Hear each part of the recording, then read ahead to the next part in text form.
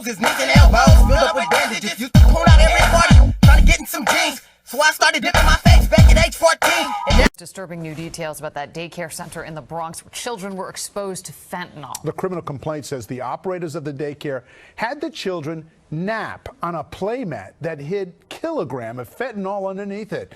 Gray Mendez, the daycare owner, and Carlista Acevedo Brito are both in custody. They're both now facing federal drug charges.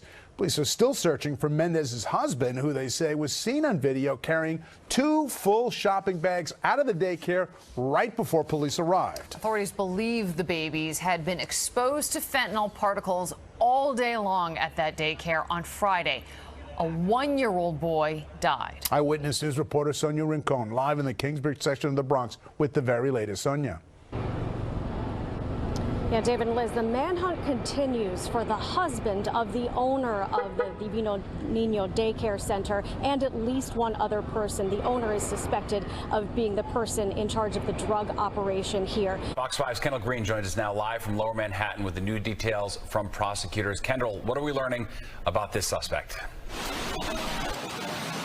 Hey, good evening, Steve and Natasha. That third suspect has been charged in connection with that alleged drug operation that left the 1-year-old dead and 3 others sent to the hospital. Now, just to be clear, this is not the husband of that daycare owner who's still on the loose tonight. Now, Paredes is in custody and was presented today before U.S. Magistrate Judge Ona T. Wong. Now, prosecutors say around July through at least September, Paredes and other, included Gray Mendez and Carlisto Acevedo Brito, conspired to distribute fentanyl, including at the child's daycare center in the Bronx. This is now a federal case, and to date, federal authorities revealed more about what they found here and what owner Gray Mendez allegedly did and did not do in those critical moments that those babies were in distress. The defendant's alleged conduct that led to those poisonings is unconscionable. It's inexcusable. And it's the reason that they're now in federal custody. Gray Mendez and Carlisto Acevedo Brito, already facing murder and other charges, now face federal counts of conspiracy and possession with intent to distribute narcotics resulting in death. The federal complaint describes the brick of fentanyl found in the home daycare on top of children's playmats. The search also turned up kilo presses like this one used to package the drugs. But there may have been more evidence that was taken out before investigators could find it. The complaint says before Mendez called 911 to report the children were unresponsive, she called her husband, who came over. He left the daycare and fled out the back alley, carrying 2 full shopping bags.